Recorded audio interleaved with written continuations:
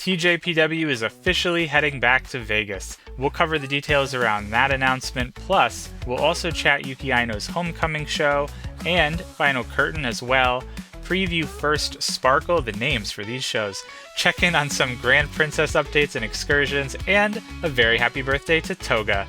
All that and more coming up on the Tokyo Joshi Pod. Stay tuned.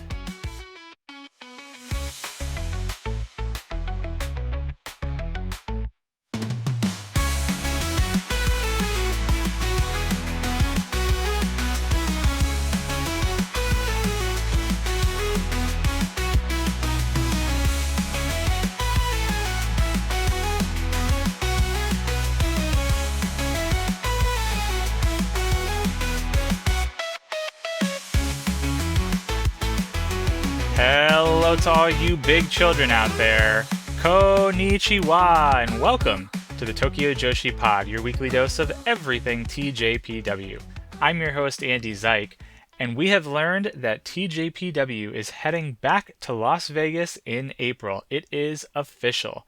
We will talk about all of the dates and the talent and the ticket information and the festival that this show is going to be a part of. So much to unpack with this announcement, but on top of that, we've got some Grand Princess news as well, some new matches to talk about.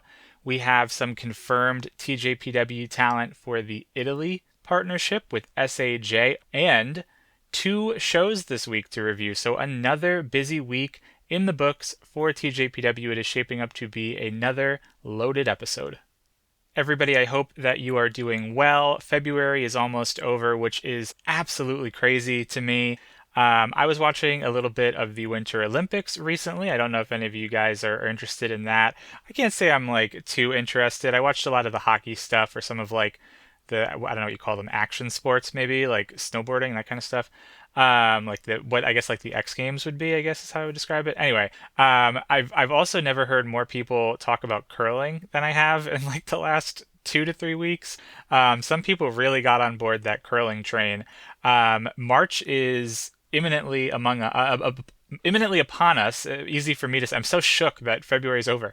March is imminently upon us, and that means now that we are only about 2 weeks away from Texas Stampede and only about 4 away from Grand Princess. So we are inching ever so closer to these monumental events, these massive tours. I am beyond excited for Texas and Texas Stampede. I can't wait. I think that TJPW and Tokyo Story USA are cooking up something really cool, really fun this year. So really looking forward to that. And we've got so much more to look forward to as we dive into our episode today.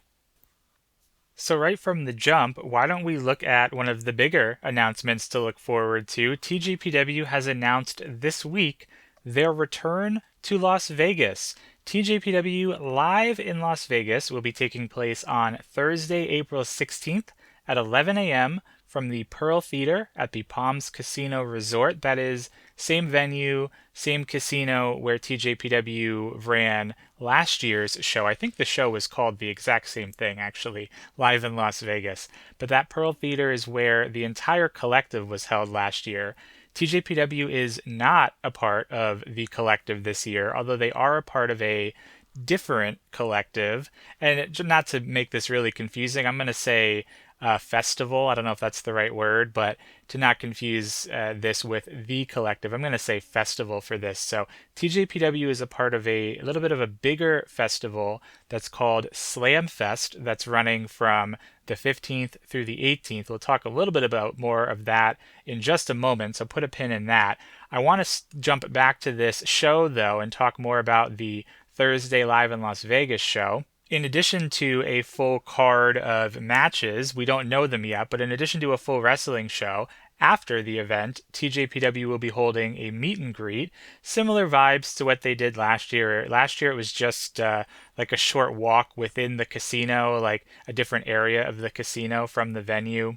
And then on top of that, on Friday, the next day, the 17th at 11:30 a.m., TJPW announced that there will be a second meet and greet opportunity. Only a meet and greet, no show on Friday. But what's really interesting about Friday is that they are not going to charge any sort of admission for the meet and greet event. Now, obviously, you will have to pay if you want to take a two-shot photo with the wrestlers or if you want the wrestlers' autographs, but there will be no charge to like enter the meet and greet area, to wait in line, nothing like that. You don't need a ticket for any type of a show. You don't need to have purchased a ticket for Thursday to go to this meet and greet. This is an open meet and greet. You would just pay for the meet and greet items themselves, the two shots and then the autographs. Speaking of purchasing tickets for the Thursday event, we know ticket information as well. Tickets range all the way up at the most expensive ticket, I should say, $250. That is the VIP package ticket. And with that VIP package, you get a front row seat, you get an autographed poster by all of the wrestlers who are on the show, and there is quite a lot of wrestlers that will be on this tour, and we'll talk about that in a moment too. And then in addition to that, you will receive what TJPW calls a VIP pass. I think it's basically just like maybe a lanyard or just some like nice commemorative type of a thing to show that you were a VIP. If you are not super jazzed up about spending $250, or maybe you're just trying to work on your budget, you're attending a lot of shows this Wrestlemania week and travel and everything, trust me, I feel you. If $250, if that price point is not quite within the budget you're working with, tickets go all the way down to as little as $40. And if the last year's show is anything to go by, $40 is an absolute steal for an event like this. Last year's show was really raved about by everybody that I knew that was in attendance, people that watched it on Triller TV. If you're a cage match person, it's one of the higher rated shows from last WrestleMania weekend. So $40, really easy price point to add this into your schedule if your time permits, to maybe pass the link along to a couple of friends who have never been to a TJPW show before. What better way than to spend a Thursday morning, Thursday afternoon, $40 watching some TJPW. Now, the wrestlers that are going to be in attendance, there are 17 of them, so quite a lot that are going to be making this trip over. The vast majority of these are going to be the women that are also on the Canada tour the week before. I'll list them off and then we can briefly talk about each of them. Miyu Watanabe, Yuki Kamifuku, Wakana Uehara, Miyu Yamashita, Shoko Nakajima, Mizuki, Hyper Misao, Raku, Yuki Aino, Suzume, Pam Harajuku, Yuki Arai, Kaya Toribami, Shino Suzuki, Himawari, Toga, and Uda Takami. The vast majority of these ladies were also on last year's Vegas trip. The vast majority are also going to be at Texas Stampede on the Texas tour. I think the ones that stand out to me that are not going to be a part or maybe like making their Vegas debuts. Kaya Toribami was not on last year's Vegas show, although she will be in Texas, and she has wrestled in America prior to on a couple of for a couple of indie companies. Himawari is not on the Texas tour this year, nor was she on Vegas last year, but Himawari has also wrestled in America before, mostly with MLW, I think, in LA a few times. Uda Takami will be making her US debut at the Texas tour the month before, and then I believe that this Vegas tour will be Toga's American debut. Now, technically, Toga is going to be debuting the day before at the Pottermania show on Wednesday, but it's all in the same weekend, right? So this WrestleMania week, this whole Vegas tour will be Toga's US debut. Tickets for this event will go on sale on Friday, February 27th. So as you are listening to this show, tickets are already on sale. So run, don't walk. You can purchase your tickets on Access, the ticketing platform, and you can find the link to this particular event. The TJPW website has it. TJPW has been posting it on their social channels. I think it's also on the Palms Casino Resort website as well. So you can probably also just Google it and you'll find it too. But definitely grab your tickets. I'm recording this before they drop, but I am sure that they will go quickly, especially those VIP ones. And as I kind of hinted out in the opening of this podcast, this is a part of a larger festival. So this is a part of Slam Fest, which is something brand new. I think it is Mojo Rawley that is putting this on, or he has some sort of connection to it. Mojo Rawley of WWE fame, former WWE fame. I can't remember his real name off the top of my head. But Mojo and I believe it is Paradigm Talent Agency, they are the ones that are coordinating this festival again from the April 15th through April 18th.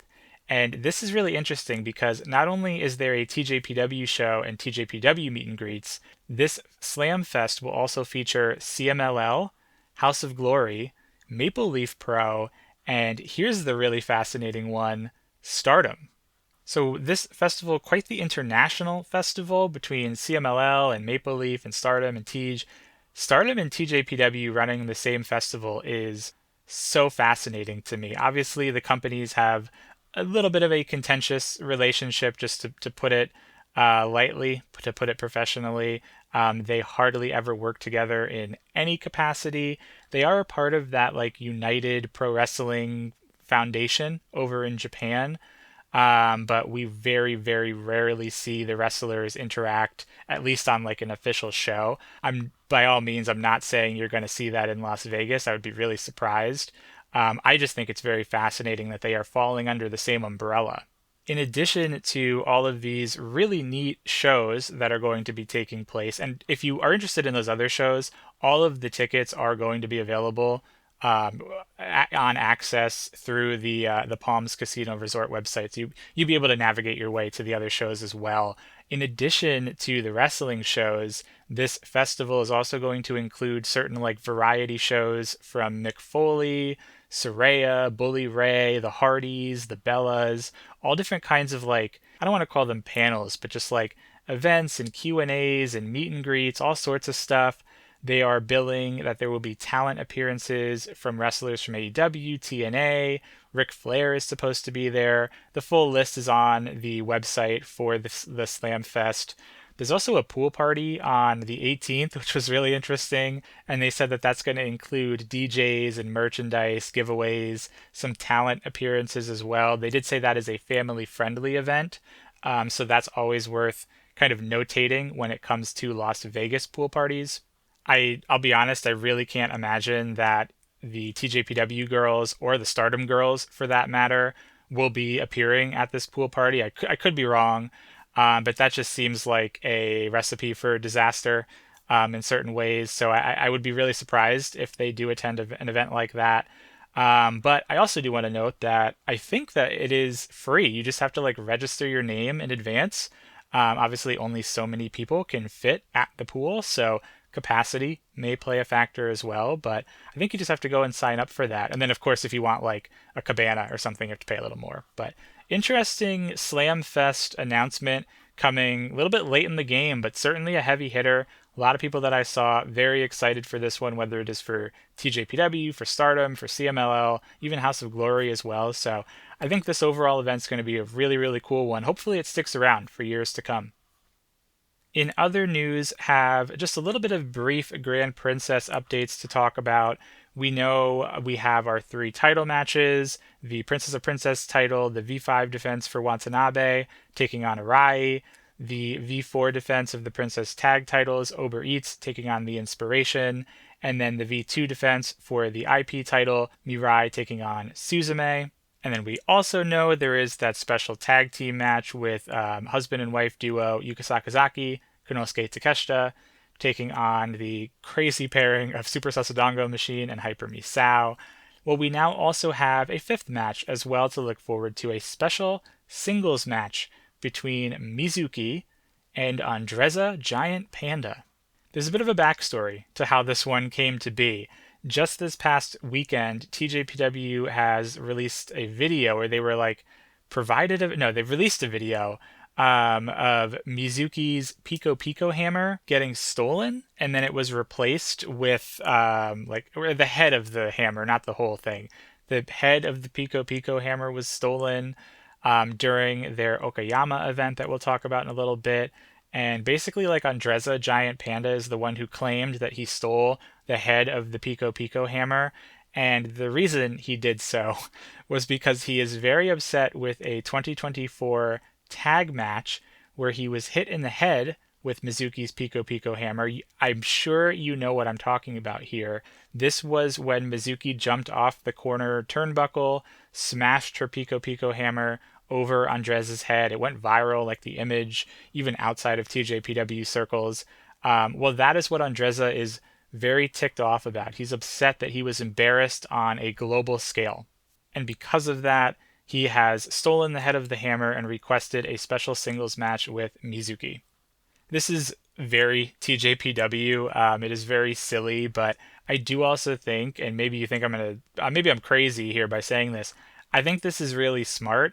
That image of Mizuki from 2 years ago truly spread far and wide, and I think the idea here is that TJPW just wants to try to replicate some of that magic a little bit.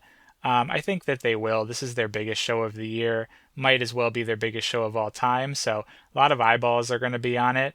Why not try to get some sort of a viral moment going as well? The other piece of news, somewhat related to Grand Princess, is that at Grand Princess 2-6, all three of the TJPW championships are going to be getting a redesign. Really, really neat to hear this. It's been a while since, actually, it's the first time that some of these belts are going to be redesigned. It will be the first redesign for the International Princess and the Princess tag titles. So really curious to see what they have cooked up for those two belts. I hope that the colors remain the same. The Princess of Princess Championship will also be getting a redesign. That technically has had a redesign before because it changed titles. Like it changed names, like the name of the belt changed, and it was really nuanced. It went from like the Tokyo Princess of Princess Championship to just the Princess of Princess, something along those lines. So that one technically has had a redesign. But come this Grand Princess show, this is where all three of these new designs will be debuted. I don't know if that means that the champions will be carrying the belts out with them, or if whoever wins the championship matches will be awarded the new design. We'll have to wait and see, but really cool announcement, really exciting announcement, something fun to do for the biggest show upcoming for Teach. We also have some brief updates around the Italy collaboration show between SAJ and TJPW. This is also taking place in April, on April 26th in Milan, just where the Olympics were, actually. There are 4 TJPW women announced for this one. I don't know if that is all that's going to be attending, or if that's just so far. But the 4 names that were listed were Miyu Yamashita, Hyper Misao, Shoko Nakajima, and Yuki Aino. And then there, of course, is a handful of other European talent from different countries across EU. We also have a homecoming show announcement that was made. Shino Suzuki is going to be getting a homecoming show called She Knows Her Way, Shino Suzuki Homecoming Event. I love that. I think it is a perfect fit for Shino's character, and then obviously the play on words. This one will be May 16th from the Shimizu Marina building in Shizuoka.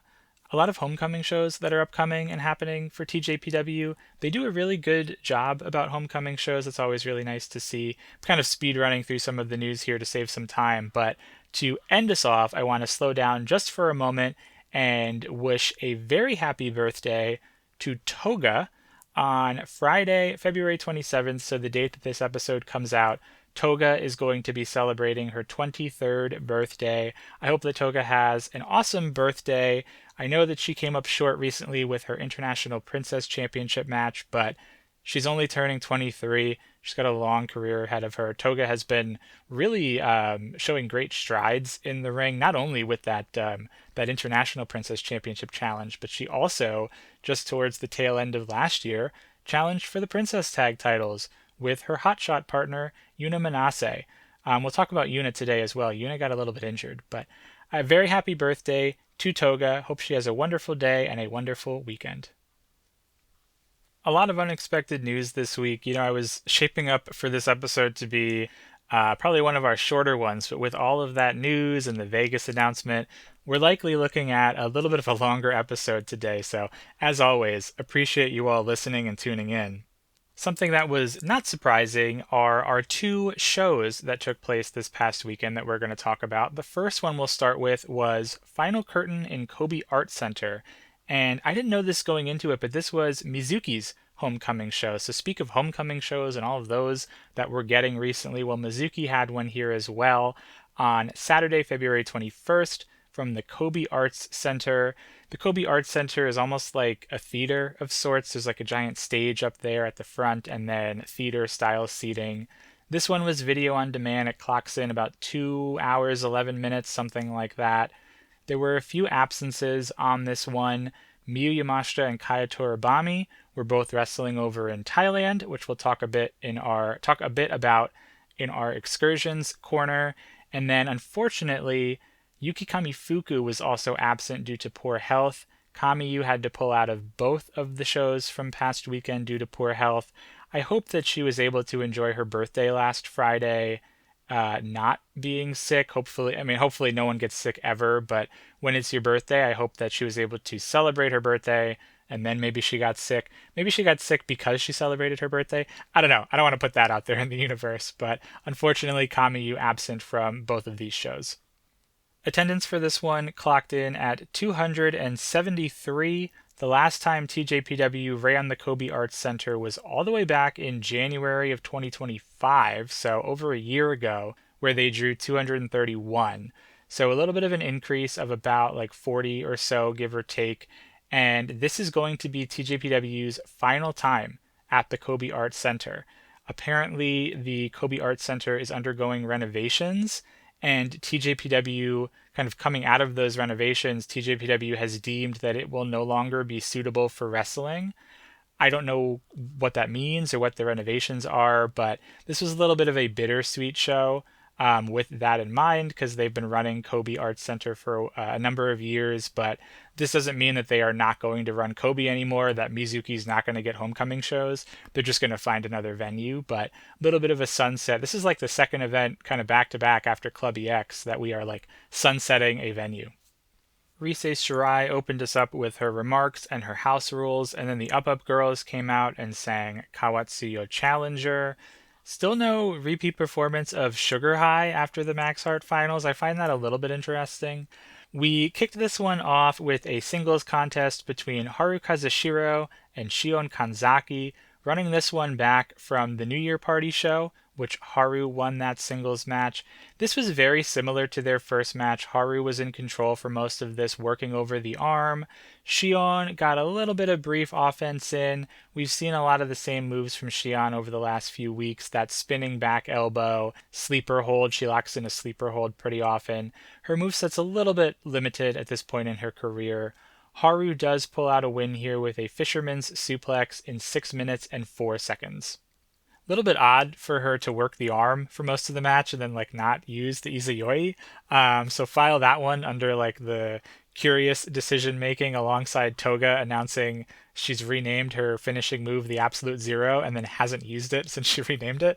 Just one of those weird things. The second contest, another singles match between Wakana Uehara and Kira Summer. This was originally set to be a tag team contest with Uber Eats, but Kamiyu, of course, got sick, had to pull out.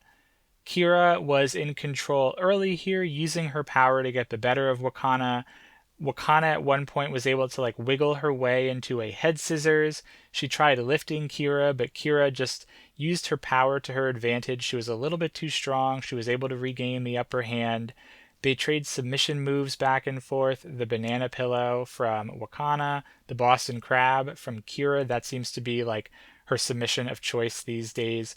Wakana is able to eventually hit the Sushi Tornado, though, for the win in 8 minutes and 15 seconds.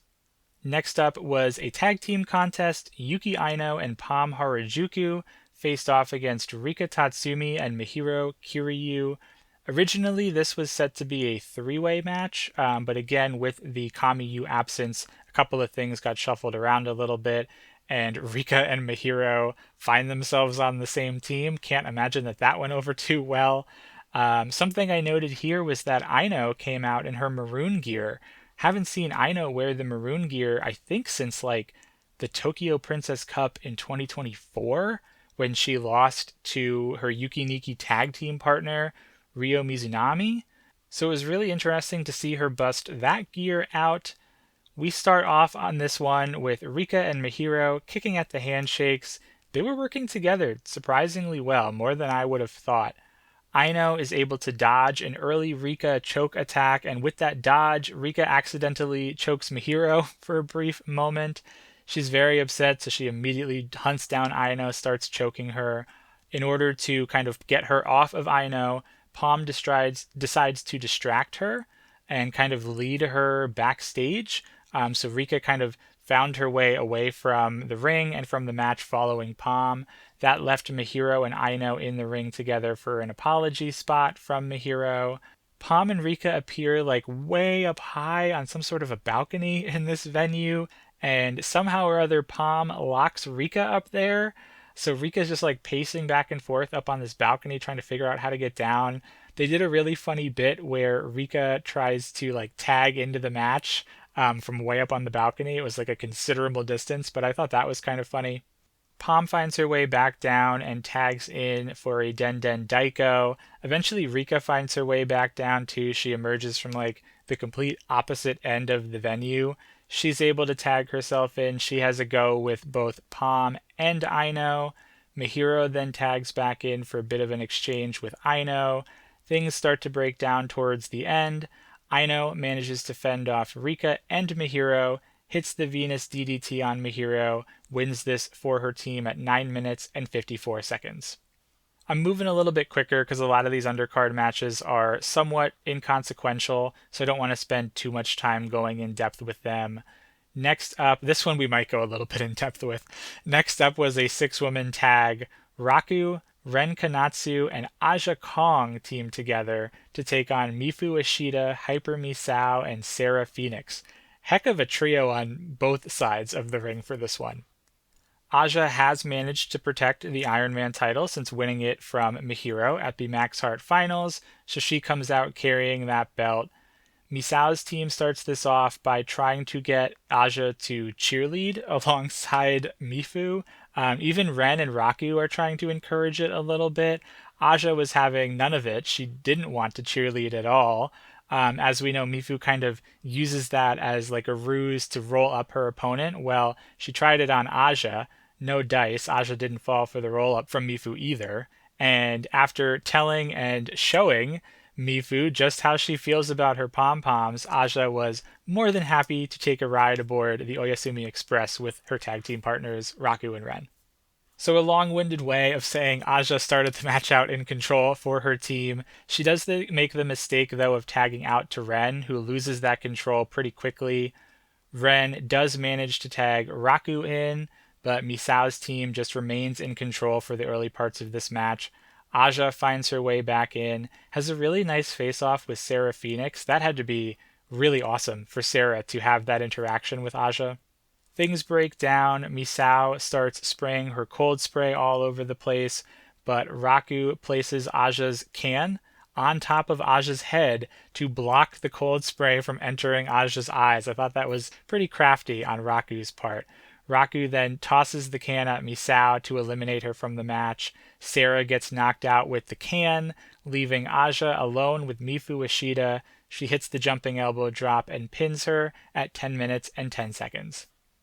Later on, backstage, we have some Iron Man title updates.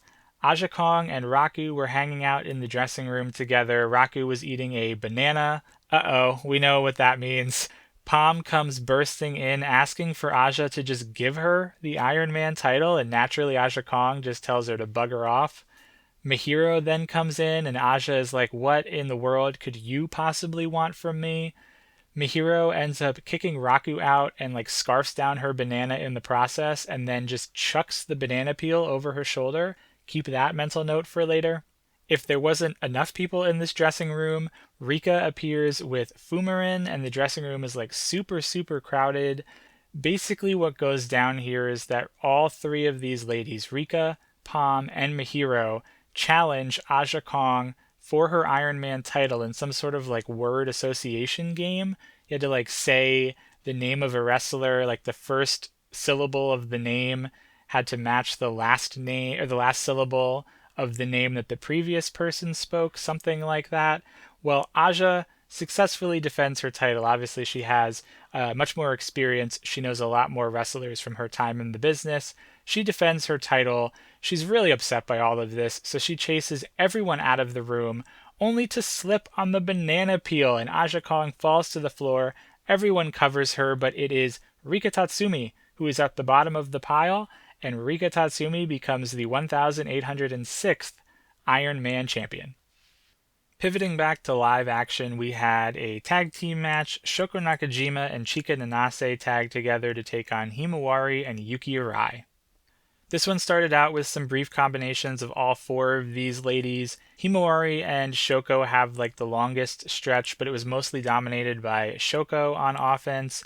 A fairly straightforward match, like all of the ladies here get their stuff in. I don't have too much to say about this. There wasn't too much going on in this one. The closing stretch came down to Arai and Chika. Arai hits her spinning brainbuster, picks up the win for her team in 10 minutes and 28 seconds.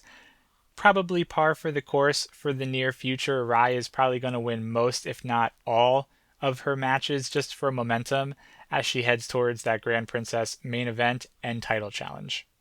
Our semi-final was a tag contest between Mirai and Toga. Those two recently squared off for the International Princess title and decided to tag together here. They took on Daisy Monkey. With Mirai and Suzume on opposite corners for this one, this will function as our first preview tag for the International Princess title match at Grand Princess. Daisy Monkey starts out on the attack against Toga, but it's not long until Mirai comes in for our very first face-off with Suzume. That face-off is pretty short-lived though. Mirai was mostly in control with a few strong forearms. Arisu then finds her way into the match and has some brief time with both Toga and Mirai before giving way back to Suzume and Mirai for their second face-off. They have a pretty nice stare down, a forearm exchange. Suzume starts using her quickness to avoid a lot of Mirai's strikes, but then Mirai would use her strength to avoid Suzume's quickness, like Suzume went for a face buster and Mirai was able to power her way out of it. They basically trade momentum this way for a little while, Suzume just outpacing Mirai, Mirai outpowering Suzume. We see Suzume's octopus submission in the ropes. We briefly also see the Mirai lock from Mirai, but Suzume is able to get her foot on the ropes and wiggle out of that one. Suzume counters an airplane spin into a roll-up, and as Mirai is getting up from the roll-up, she kicked out at 2. Suzume hits the ring a bell. I thought that was a really nice way to get to the ring a bell. Mirai, though it doesn't end our match here, though, Mirai is able to tag in Toga. She hits a rolling thunder. Suzume counters the absolute zero. There's that absolute zero. Suzume counters the absolute zero into an armbar-like submission, hits a facebuster. She goes for the ring a bell, which is blocked. Things really break down at this point with Mirai and Arisu also back in there now. Daisy Monkey is able to eliminate Mirai with a double drop kick. They hit some tandem offense on Toga, and then Suzume is able to connect with the ring a bell at 13 minutes and 20 seconds to pick up the victory for Daisy Monkey. Afterwards, Mirai and Suzume have a bit of a stare down over the belt, a nice little photo op. Backstage, we have some comments here. Mirai mentions that this will likely be the only preview tag, just due to scheduling reasons, but she does ask Toga to second her at Grand Princess, and Toga was very honored to get that request. She was like, "What, me? Why do you want me there?" Toga is always super humble.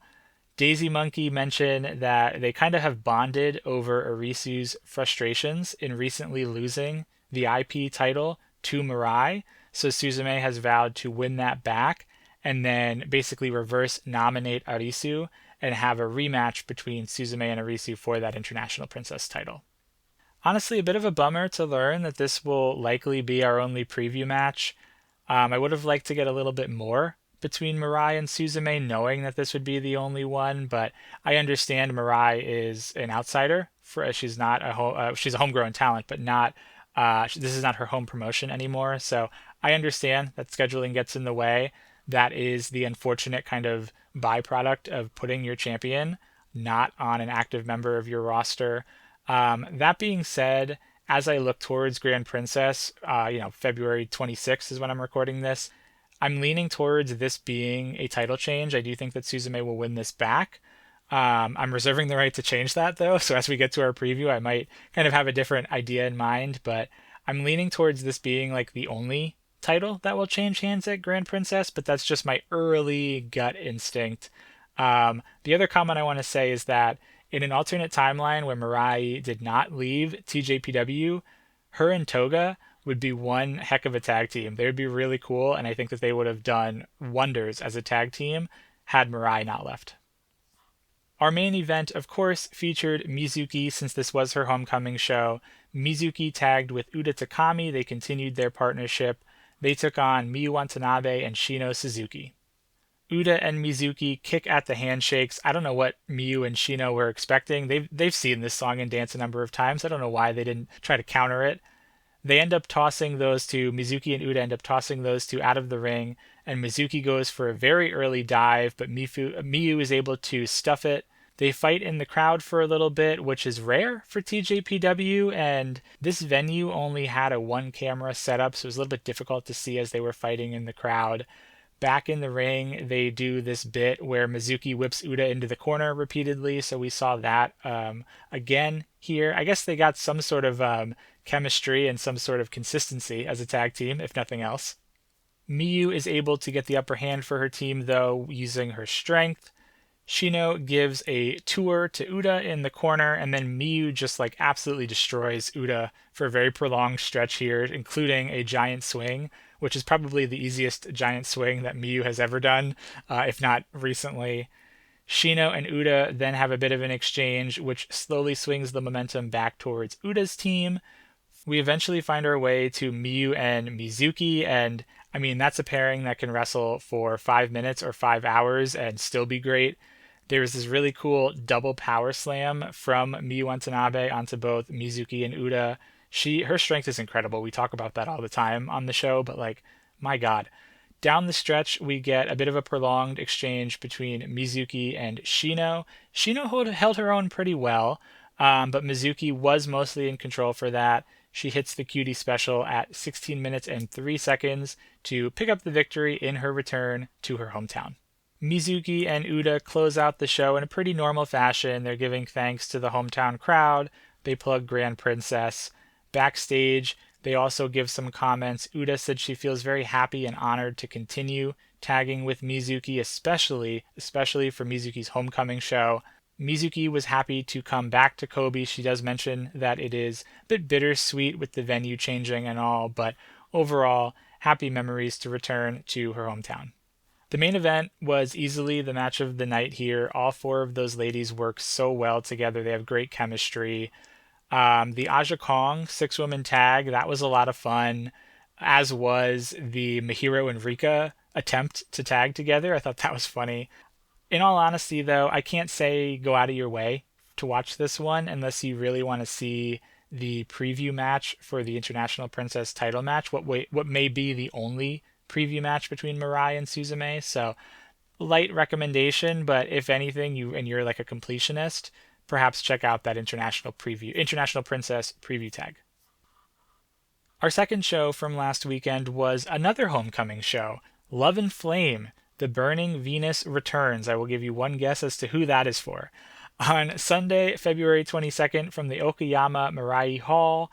This was video on demand, and the Okayama Mirai Hall is kind of like a multi-purpose hall with a stage, similar in design, I guess, to the Kobe Arts Center as well. This show also a little bit over 2 hours, around 2 hours and 7 minutes. The same three talents were absent, Miyu and Kaya both in Thailand, Kamiyu still out due to poor health, and TJPW drew an attendance for this event of 297, which they have listed as a sellout. The last time TJPW was here was also way back in January of 2025, where they drew 295, so right in line with that sellout number. We open up with Rise Shirai giving the opening remarks and the house rules, and then we got a surprise appearance. TJPW OG, that is the official language that TJPW used on their website. TJPW OG and Okayama Local and Yuki Aino's older sister. This is Yuki Aino's homecoming show. I realize I didn't say that earlier, but I guess it's abundantly obvious. Aino's older sister, Nadoko Tenma, made an appearance. Nadoko came out basically just to greet everyone. Obviously, this is also her hometown. She greeted everybody, and she was there to promote the upcoming Gaijin Sakura Pro Wrestling show on April 11th. It was great to see Nodoka. It's the first time we've seen Nodoka in a TJPW ring in quite a while, especially wrestling. Not that she did any of that here, but the thing that I want to say about this is that TJPW does a really great job of like their alumni network. I know that sounds like a college or like a high school terminology, but like TJPW does a truly a really good job of keeping in touch with their graduates, with their alumni, with kind of collaborating with them in an instance like this, or I think like Sayuri Namba, they're doing the Vancouver shows. Like they really value their graduates. They don't just like cast away their retirees or, kind of dump them to the side after they're done with the company. Like they do still foster those relationships with all of those ladies. I think that's really cool to see. And it gives us nice, neat little appearances. Like we're going to see Namba on the Vancouver shows again. We saw Nodoka here. So I think that's really cool when TJPW is able to do things like that with their graduates. Of course, we got an Up Up Girls performance as well. They sang Love You More, Labimoto, the first time we heard that in a couple of weeks, maybe even a couple of months at this point. Still no Sugar High. Really interesting. I wonder when we'll see Sugar High again. Our opening contest was a singles match between Himawari and Shion Kanzaki. Originally, this was supposed to be a singles match including Kamiyu, but again, had to reshuffle the undercard here due to Kamiyu bowing out of this one. It's kind of funny because singles matches are usually rare, or at least like reserved for titles, major shows, major main events, but Shion has had like singles matches almost exclusively since she debuted, and I think it's probably just a product of like the way the match cards have come out. But I do think that's a little bit silly and funny to think about. This is also another recent rematch, and similar to the Haru and Shion match from the day before. This basically they ran it back. Himawari was abusing Shion with her hair here. You would think that Shion would have done some scouting from the last time she faced Himawari. She did not. Himawari even chokes Shion with her hair at one point. Shion gets probably like a little less offense, I would say, than the last time these two faced off. And then Himawari, again, in a similar fashion to the last match, finishes this one with a Boston Crab in 8 minutes even. While this was mostly the same match as the last time, I do think it's very interesting to see people like Himawari, Ren Kanatsu, Haru kind of leading these singles matches when they're still so young and inexperienced in their careers. I think it gives them an opportunity just as much as it does Shion. Our next contest, another singles match. Raku squared off against Ren Kanatsu. This was originally a three-way. This is where Himawari was supposed to slap, but again, shuffled things around. And the tagline for this one, Team Sheep and Sleep Explodes. Totally made that up. Totally made up that tag team name as well. But that was basically in my own personal TJPW canon is what was going down here. Raku falls asleep at the handshakes, but Ren is a little bit too smart for that. She wakes Raku up. She gave her some sort of food. I don't know if it was like an onigiri or maybe like a dumpling or some sort of a pastry of some kind. I couldn't quite make it out. Raku was very happy to receive this, but that was a ruse. Ren tried to roll Raku up, but she was unable to successfully get the 3 count there. Smart strategy, though. Raku then decides to just run away into the crowd somewhere, and Ren spends like an exceptionally long time looking for her, like literally like 30 seconds straight of just her looking around for Raku. She does the smart thing, decides to settle for the countout win, but Raku was very mad about that, comes back to the ring. Raku then goes on the attack from there with some Popo chops, a submission maneuver. Ren fights her way back a little bit, and then towards the end, they really pick up the pace in the closing stretch with a number of different roll-ups. Ren goes for her swan dive missile kick, but that is dodged. Raku ultimately hits the Dr. Yellow and wins this one in 6 minutes and 41 seconds. Haven't seen the Dr. Yellow in a while, so it was nice to see Raku hit the Dr. Yellow, and after this one's over, Raku grabs her food and really enjoys it and runs off to the back. Third on the card, another singles match. Wakana Uehara took on Chika Nanase. We got some really nice mat wrestling from Chika to start this one off. They then traded offense for a little bit. Wakana got her leg scissors, her like head leg scissors locked in. Chika was able to get her Inari Tori in for a really nice moment in this match. Chika hit a few strong elbow butts and then goes for the modified Inari Tori, which is blocked really almost pretty seamlessly right into the banana pillow. Chika is able to reach the ropes. Wakana tries to go for the sushi tornado instead, which Chika blocks with some more elbow butts, but Wakana hits one snap suplex and then connects with the sushi tornado and wins this one at 7 minutes and 13 seconds. Up next, we saw yet another singles match. A lot of singles matches on this show. Pam Harajuku took on Sarah Phoenix. Very weird one on paper. We started this one out and Pam just kind of left the ring as the referee was doing his pat downs. I don't know why she did that. She just kind of like wasted some time. This ref in particular, I don't know his name, but this ref in particular did a really great job of tolerating Pam's scream during the pat down. So much so that he made Pam get out of breath, and I haven't seen that happen in quite a while, if ever. Pam was like in full-on Pam mode in this match. She was flailing around, she was dancing, screaming, throwing temper tantrums. Probably should have known that this is what we were in store for when she just like left at the start of the match. Sarah didn't like fully know what to do with it, but she played along as best she could.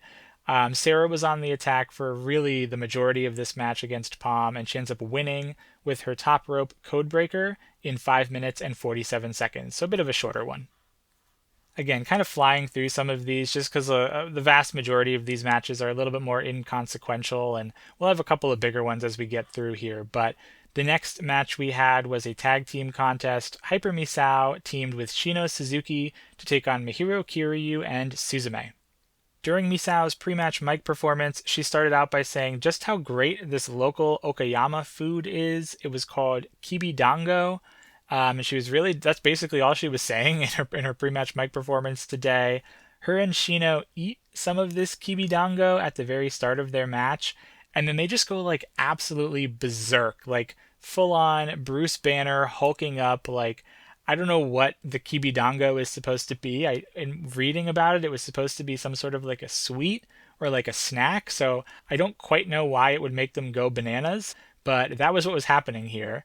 Mihiro is able to bring them down to earth a little bit, and then she apologized for kind of ruining the fun, which I thought was a little funny. We get a variety of combinations in this one. Mihiro and Suzume, and then Suzume and Misao in particular, were pretty good. Shino finds her way in for a longer stretch with Suzume, but Suzume is able to overpower her a little bit easily. Misao breaks up a head scissors with her cold spray, which then brings in Mihiro, who decides to eat the kibidango. Uh-oh. Mihiro goes like full-on mad lad on everyone, using Suzume as a projectile. Suzume then hits the ring-a-bell on Shino, picks up the win for her team in 9 minutes and 15 seconds.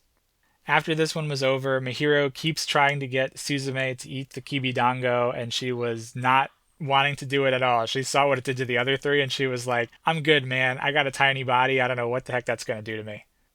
Moving on to our semi-final of the evening, and this is where things really pick up here as we head into this one. We had a 6-woman tag. Daydream teamed with Kira Summer to take on the Kyoto tag and Toga. So this functions as our second Princess of Princess title preview tag match. Remember that Miyu won the first one just last weekend, so she does hold the 1-0 advantage over Yuki Arai. Before we jump into this one, I do want to mention that Rika Tatsumi is still your Iron Man heavy metalweight champion from yesterday's show. However, she did not have an easy pathway to get to this show today. Earlier in the day, or perhaps even like overnight between these shows, Mihiro and Pam decided to sneak into Rika's hotel room with Fumarin. Little weird. I don't know quite how they pulled this off, but they had a key card somehow. Once they're in the room, they kind of ruffle through Rika's stuff. I think they're looking for the Iron Man title. She has some sort of souvenir, and they're like making fun of her and bullying her. That's not really nice. Well, Rika is like asleep this whole time in her bed because it's like the middle of the night, and they find the Iron Man title positioned above her on the headboard, which was kind of funny to see, almost like a religious icon of sorts. Well, they try to pin her here in the middle of the night, but Rika wakes up like just in the nick of time and chases them out of her room. This was truly like something out of a horror movie. Back to the match itself, Watanabe and Arai volunteer to start us out.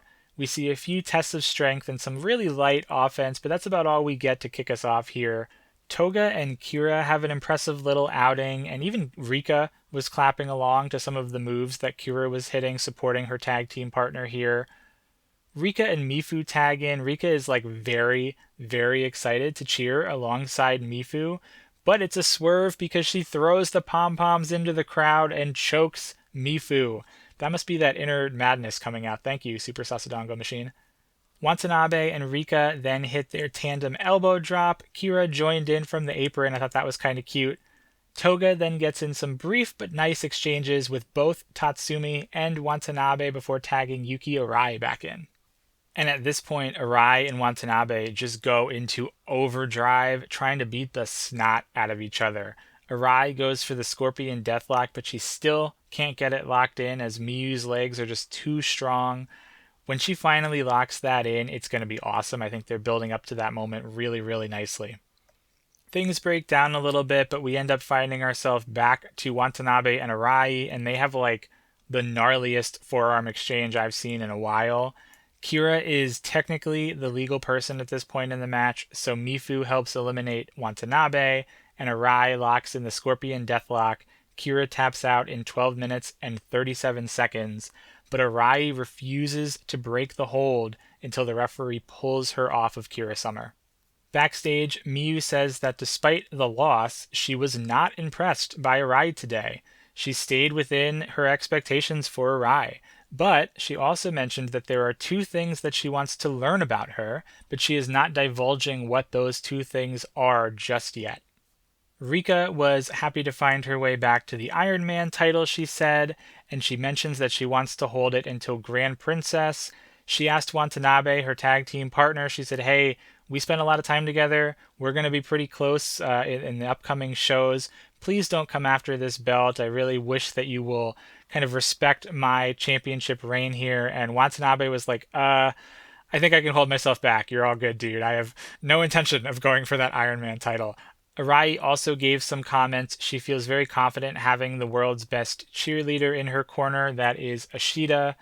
She wants to shed her fears and her doubts, and she wants to win the Princess of Princess title at Sumo Hall by submitting Miyu with the Scorpion Deathlock.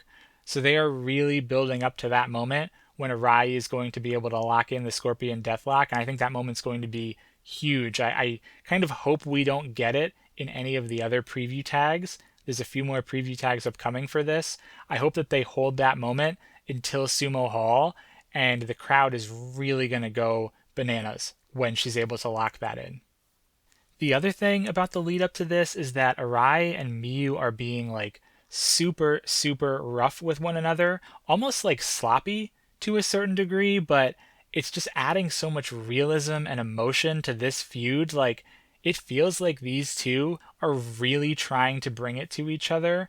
And noting here, Arai picked up a win, right? So the preview tag record is now tied 1 win apiece. So like I said, we'll have a few more of these, so we'll have to see where we net out. But as of now, neck and neck, 1 win apiece.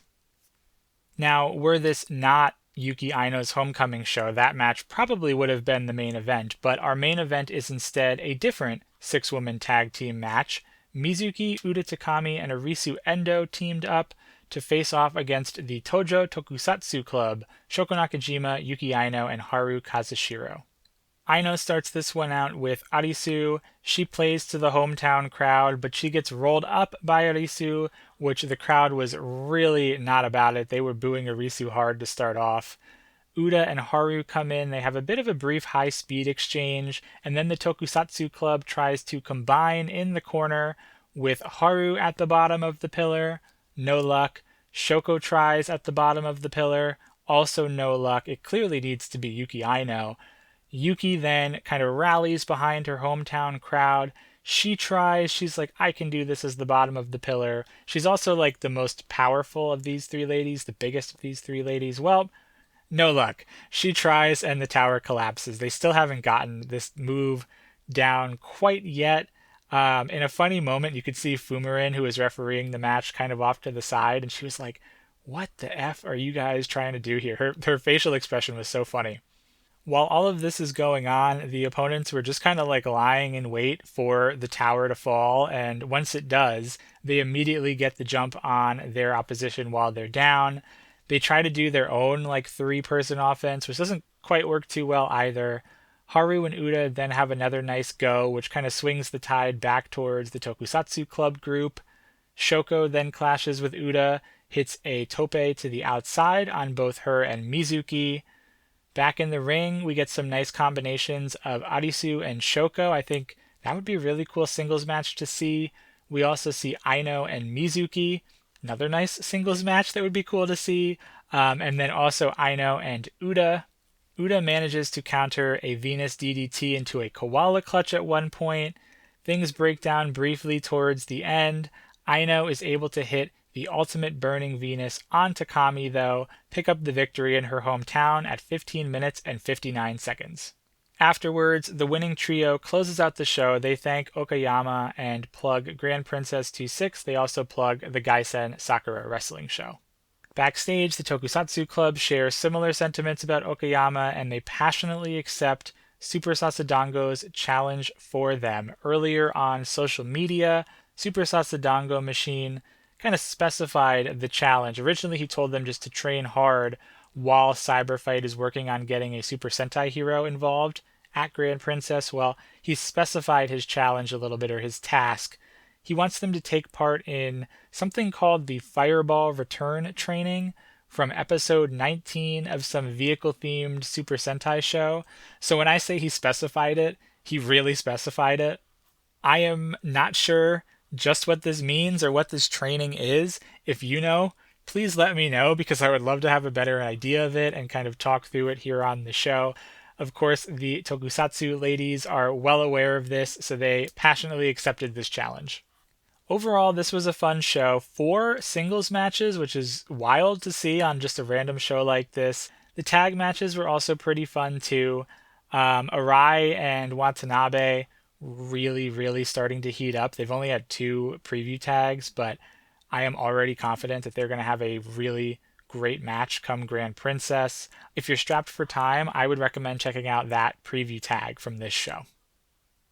So a jam-packed weekend from TJPW is in the books, and looking ahead to this upcoming weekend, we're going to get a little bit of reprieve. There is only one show on the schedule for the next week.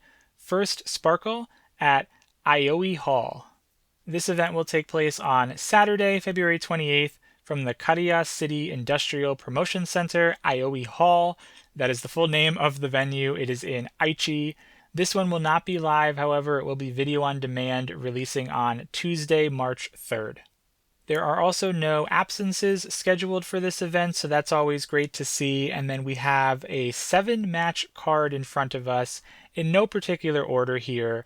A 3-way contest between Hyper Misao, Uda Takami, and Kira Summer.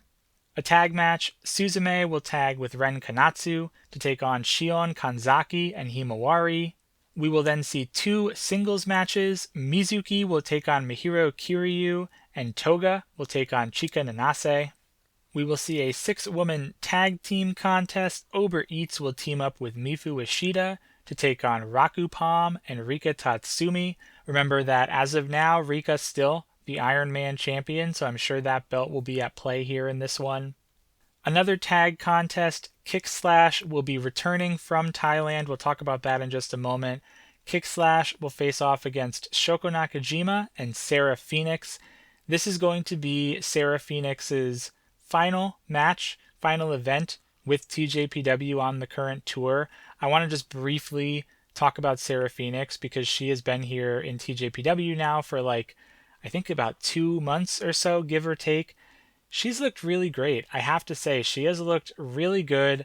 I was very unfamiliar with her work. I know I had seen the TJPW Santiago Chile event from way back when. but I would be lying if I said that I remembered much of it and remembered much of Sarah. Well, Sarah definitely made an impression on me. I thought she had one heck of a run here, an excursion with TJPW.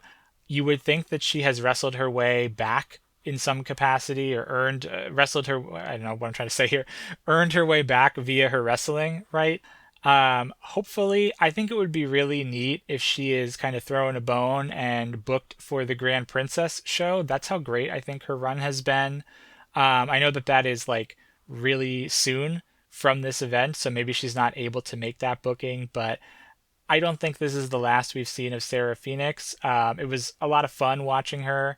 Her style complemented a lot of the ladies really well. Shoko Nakajima, in particular, they had a great singles contest. They've been tagging together now. They're going to tag together again here. So it'll be a bittersweet farewell for Sarah Phoenix and hope to see her again soon in a TJPW ring. And then what I imagine will be our main event will be another six-woman tag. Prism Greed will team with Miyu Watanabe to take on Shino Suzuki, Ariso Endo, and Yuki Arai. So this will be our third Princess of Princess preview tag for that Grand Princess match, and then remember, tied at one apiece after our most recent show. So this will be the kind of decision breaker, but I do think there are still more preview tags to come. Popping over to our graduates and excursions corner, there's just one graduate that I want to briefly touch upon today. That is Yuna Manase. Mentioned this like way early on in today's show, but Yuna Manase unfortunately suffered an injury while training. She broke her collarbone, which I've never done that personally. I know people that have. Apparently, that is a very painful injury to have. Like your collarbone is in your kind of like neck, shoulder area, right? Chest up in there. That is not fun by the sounds of it. Thankfully, it happened during training and not in a match where there were, fans in attendance and, kind of have to deal with that in public. Thankfully, it was done more privately, but, you never want to see somebody go down with an injury, especially someone that is as like fun and bubbly and positive as Yuna. I wish her all the best. I hope she gets well soon. I'm not sure just how long it will take to return from a broken collarbone, but I can't imagine it's going to be too quick. So here's wishing you all the best, Yuna. Get well soon. Hope to see you back wrestling in a Tej ring soon, in a Ganbare Pro ring soon. Get well soon. There's no real easy way to segue out of that, so just going to go for it, touching upon a few excursions. Now, a couple of these that we have been tracking over the past few weeks have taken place. On Saturday, the 21st, Setup Thailand held a show called Real Global Impact, where the Kick Slash duo put their IWA Japan Setup tag titles on the line against Matcha and Monomoth, two competitors from Setup Thailand. Kickslash unfortunately lost their titles to these challengers.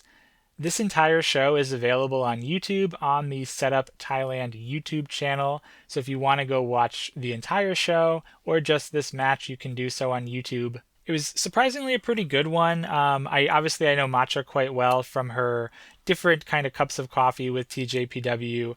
I was unfamiliar with Monomoth, but he was a really interesting wrestler. He complemented Yamashita quite well. They had a lot of nice striking exchanges. I kind of wonder if this tag title reign was almost like a test drive for Toribami to see kind of how she would do with the championship, how her championship matches would be. I think that Kick Slash only defended these belts like once, maybe twice since they won them. So it was obviously they lost them here, but I mean successful defenses. But you have to say that if this was a test drive, pretty successful for Kaya. So maybe we'll see Kick Slash challenge for the Princess tag titles in short order here. Additionally, Miyu Yamashita also wrestled on Tuesday the 24th on a Baka Gaijin and Friends show.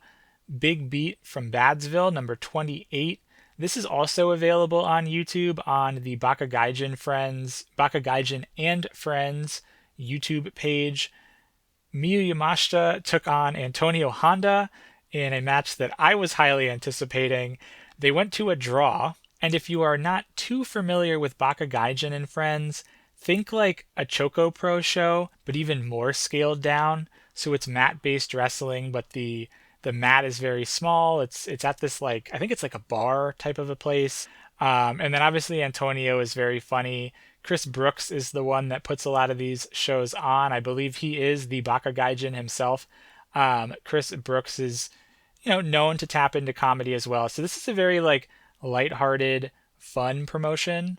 And of course, Honda can be very funny. We know Yamashita can mix it up and be very funny.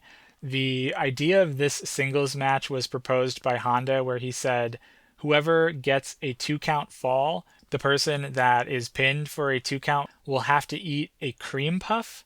And so they had 9 cream puffs on this little skillet. And apparently, this was like Russian roulette. 2 of these cream puffs were filled with wasabi, and the other ones, the other 7, were just regular old cream puffs.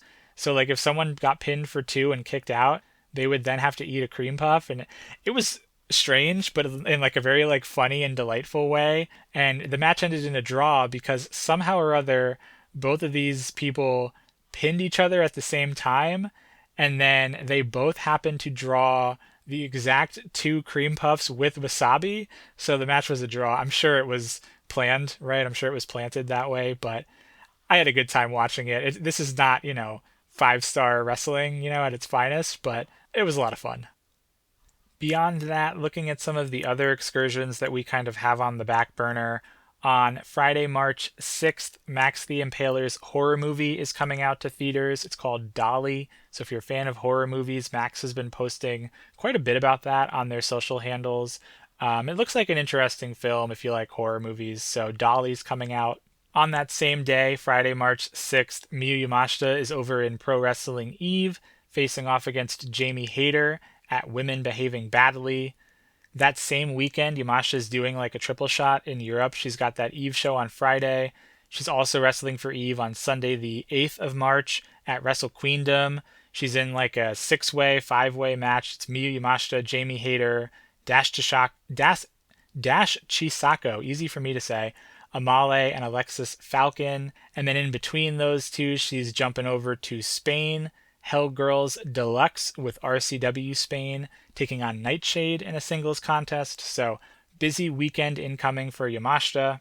And then turning our gaze towards Vegas, we have our eyes on the Wednesday the 15th Pandemonium Pro Wrestling show, Whatever, Forever. That has their ring announcer being Sayuri Namba. So great to see Namba getting a Vegas booking. Alexis Lee also on that show. That same day is Pottermania, where Toga is teaming with Jazzy Wang to take on Amira and Lil Mars. And then Friday the 17th, GCW is hosting Bloodsport 15. Miyu Yamashita is going to be on that show. We don't know who she's facing just yet. And in addition to all of those, and in addition to the TJPW show and that Slam Fest that was announced, Yamashita has also been announced for WrestleCon, and I believe Hyper Misao and Yuki Aino are also going to be at WrestleCon. So if you're getting a WrestleCon ticket, those 3 ladies, perhaps more, will be in attendance there. I don't know the days and times just yet, but we'll certainly bring you that information once it is announced. And then brand new this week, there is an additional show that Friday, April 17th. Pride Style Pro Wrestling is putting on a show called Out of This World, and they have booked Miyu Watanabe. Miyu Watanabe, the Princess of Princess champion. Hopefully, maybe she will still be the Princess of Princess champion at that point. We'll have to wait and see. Watanabe will square off in a singles contest against a wrestler named Tania. So a lot to look forward to for Vegas. I'm sure there's going to be a lot more coming out of the Live in Vegas show, WrestleCon announcements. Maybe we'll even see another one of the TJPW ladies find their way on a show too, but we're getting close. We are really close. I know we got to make our way through Texas first, through Grand Princess first, heck, even through Vancouver first, but like all 4 of these major tent poles are going to come real fast. They're going to be here before we know it.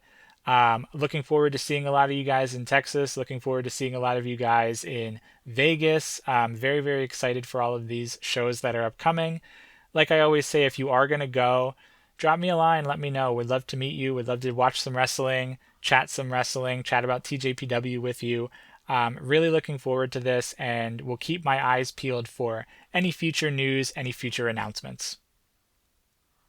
Another big show in the books. That is going to bring us to the end of today's episode. Just the sound of those wasabi cream puffs, that heat alone makes me want some cold spray and some ice packs. So that's what I'm going with this week. On next week's show, we'll review first Sparkle at Aioi Hall. We'll also preview Prelude to Grand Princess 2-6, which will feature another Miyu and Arai preview tag. Who knows, maybe we'll even get some matches for Texas announced by then as well. I hope you enjoyed the show. If you did, you can subscribe wherever you get your podcasts so you don't miss any future episodes. You can follow the show at Tokyo Joshi Pod on Instagram, TikTok, and X. If you want to email the show, tokyojoshipod@gmail.com. But above all else, remember to keep your hearts burning, stay magical, my friends, and we'll see you next week on the Tokyo Joshi Pod.